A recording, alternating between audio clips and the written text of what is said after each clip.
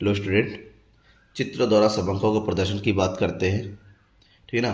और चित्र द्वारा समंकों के प्रदर्शन का ये सेकंड पार्ट है, सेकंड वीडियो। इससे पहले मैं इसकी मीनिंग वगैरह बताया था। आज मैं बताऊँ किस तरह से तैयार किया जाता है। और टोटल ग्रेजुएशन के टोटल वीडियो नंबर 11। ठीक है।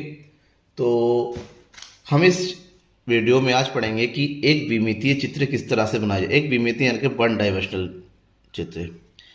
ठीक है ना। वन डायमेंशनल चित्र जिससे तो इसका कई टाइप है। इस पर क्या क्या बनाया जाता है वन डायमेंशनल में? रेखा चित्र बनाया जाता है, सरल दंड चित्र बनाया जाता है, ठीक है, बहुगुणी दंड चित्र बनाया जाता है। इसके अलावा अंतर विभक्त दंड चित्र बनाया जाता है, अंतर विभक्त प्रतिशत दंड चित्र बनाया जाता है। ठीक है ना। तो बहुत सारे दंड चित्र है। तो पॉइंट टू पॉइंट हर एक दंड चित्र को मैं आपको बना के विद एग्जाम्पल दिखाऊंगा किस तरह से बनाया जाता है, कि एग्जाम में डायग्राम बहुत पूछे जाते हैं। आज के इसमें बताऊंगा मैं आपके दो चित्र, कि रेखा चित्र और सरल दंड चित्र किस तरह से बनाया जाता है। पूरी वीडियो को देखिएगा लास्ट तक। और हाँ, चैनल के लिए आप नए हैं तो चैनल को सब्सक्राइब जरूर करके लीजिएगा, लगातार वीडियो आपको मिलता रहेगा। रेखा चित्र पहला है रेखा चित्र, उसके बाद बताऊंगा सरल दंड चित्र। रेखा चित्र क्या बनाता है, रेखा चित्र कैसे बनाया जाता है?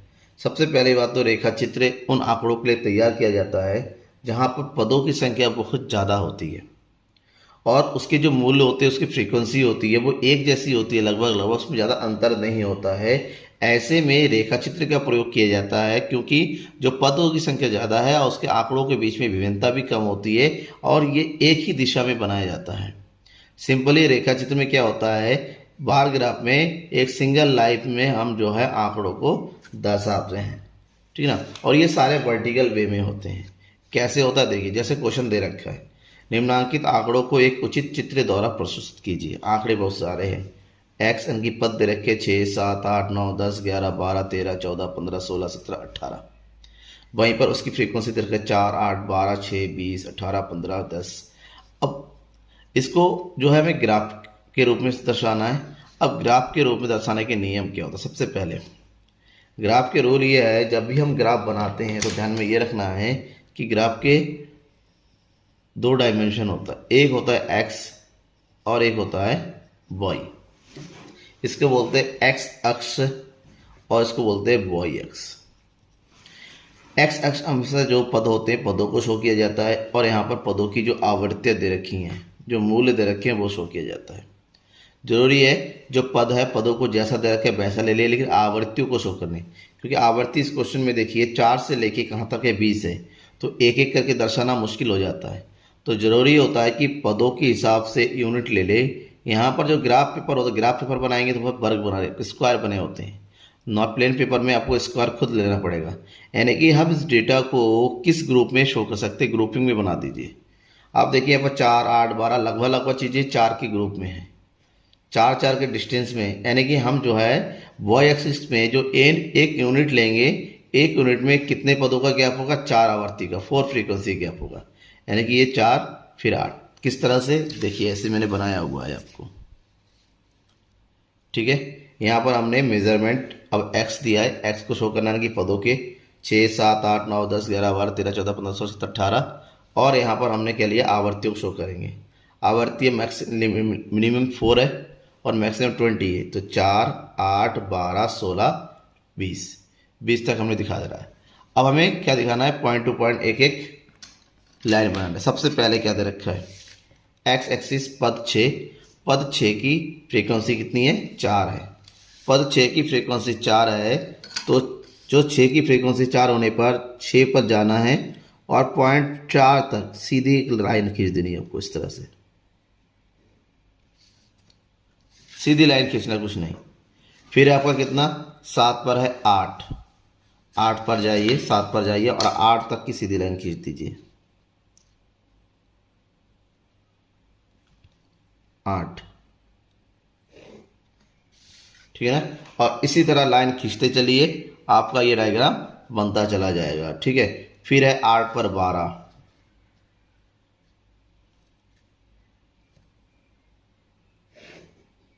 9 पर 6,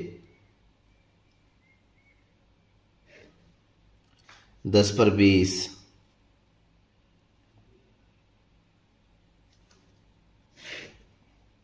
11 पर 18,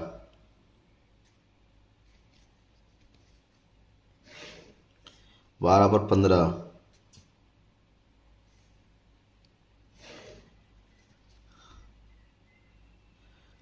13 पर 10, 14 पर 12, 15 पर 16,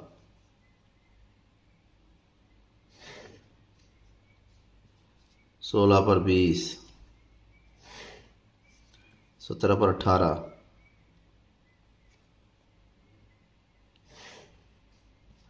18 पर 20। अब देखिए ये हमारा बहुत बढ़िया सर सिंपल लाइन बार बन गया है, ठीक है ना। रेखा चित्र, रेखा चित्र पे केवल लेखा खींचना होता है, ठीक है। क्या बना ये हमारा रेखा चित्र बन के तैयार, सिंपल। बस ये देखना है कि हाइट कहाँ तक जा रही है, हाइट बिल्कुल सीधा होना चाहिए। स्केल का यूज़ करेंगे तो लाइन खींचते वक्त बहुत ही सावधानी से, बस ये कि सुंदर हो, गंदा नहीं दिखना चाहिए। देखिए कितना प्यारा सा लग रहा है डायग्राम, ठीक है ना। अब हम बनाएंगे सरल दंड चित्र।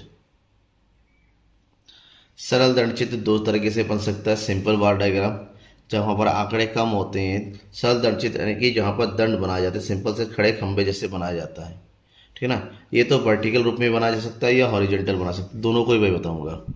सबसे पहले वर्टिकल के बारे में। विभिन्न नगरों के बच्चों की मृत्यु दर प्रति हजार को चित्रों के द्वारा प्रदर्शित कीजिए।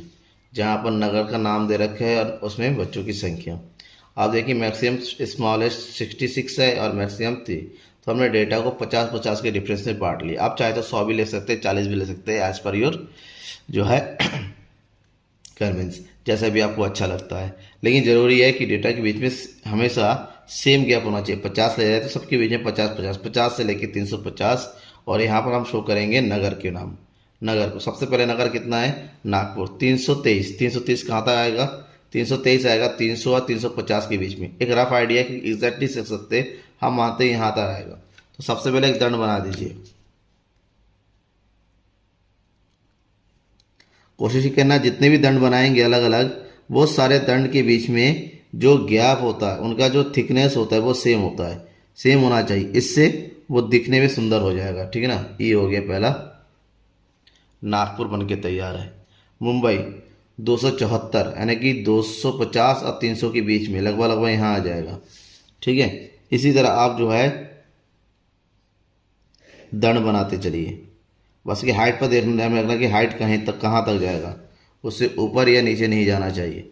फिर है 251, 200 से थोड़ा सा ऊपर 50 ये हो गया, उससे थोड़ा सा यानी कि यहाँ पर एक रफ आइडिया ले लेते हैं पहले।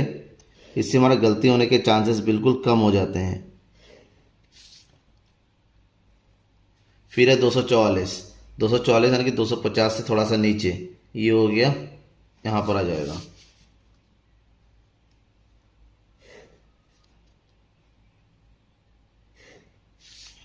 मैंने आपको पहला ही बता रखा है, ये एक अनुमानित होता है क्योंकि एग्जैक्ट हम नंबरों को नहीं शो कर सकते। फिर है कितना 93, 100 से कम।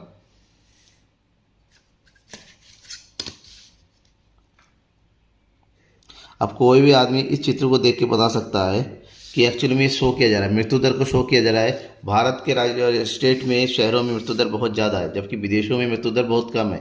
नॉर्मल डायग्राम देख के भी कोई बता सकता है। बर्लिन का 92 यानी कि 95 से थोड़ा सा कम, 93 से कम।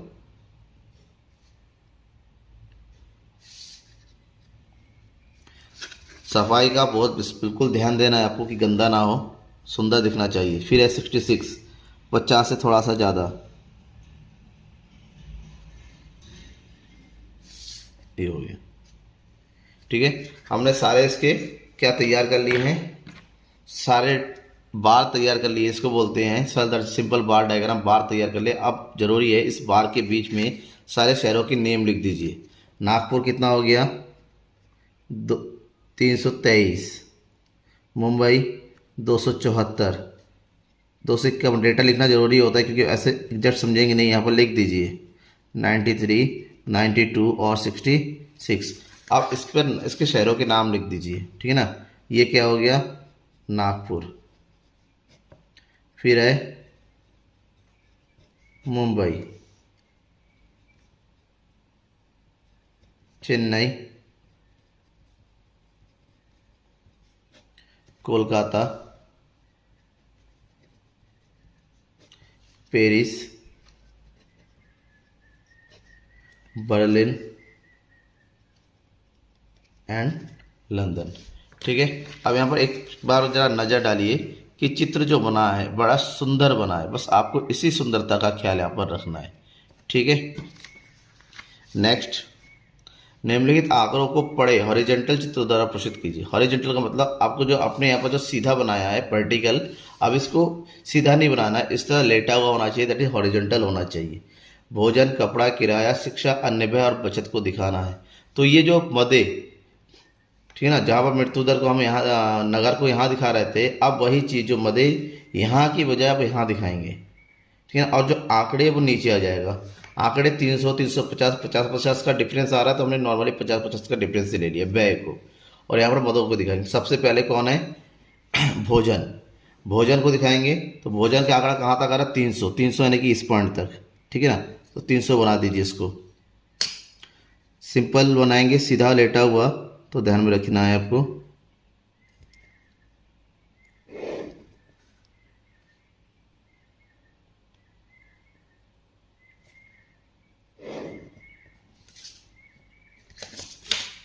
स्केल का यूज़ कीजिए। ये क्या बन गया? भोजन का। ठीक है, दूसरा बनाना है कपड़ा। 250, 250 यानी कि यहाँ तक आ जाएगा ये।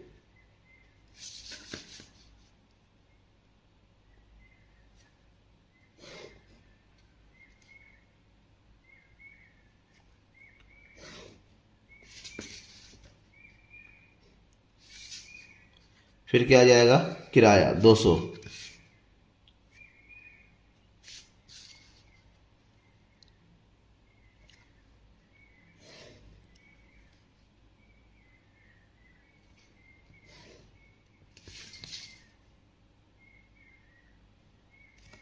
नेक्स्ट है शिक्षा, 150।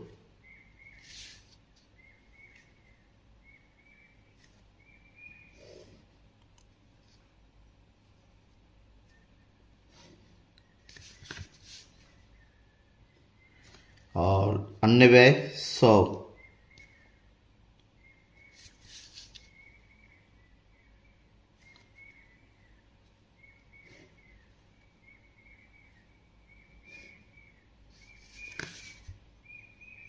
और लास्ट में है बचत 50। सॉरी, थोड़ा जगह कम पड़ गया, फिर भी आप बना दीजिए 50। कुछ यहाँ तक आ जाएगा। ठीक है, ये देखिए, ध्यान ना देने का नतीजा ये हुआ, लेकिन हम यहाँ पर इजीली हर एक चीज़ को सोच कर सकते हैं। ये हो गया कपड़ा, किराया, शिक्षा, अन्य व्यय, और ये हो गया बचत। ठीक है ना, अब यहाँ पर भी चित्र आसानी से होगा। आप चाहो इसके अंदर आप छोटे छोटे डिजाइन दे सकते हो, जस्ट लाइक दिस। आपके पास कलर है तो इसमें कलर का यूज़ कर सकते हो, पेंसिल कलर का हो, जिस भी कलर का। गर्ल्स के तो बढ़िया बना सकती है, वो कलर देके बिल्कुल फिल कर देती है, बड़ा सुंदर सा लगता है, तो कलर का यूज़ किया जा सकता है। ठीक है ना, तो समझ में आ गया आपका किस तरह से तैयार किया जाता है जो है लाइन ग्राफ या फिर सिंपल बार ग्राफ। कमेंट जरूर कीजिए, कोई डाउट अभी भी रह गया हो तो। Thank you.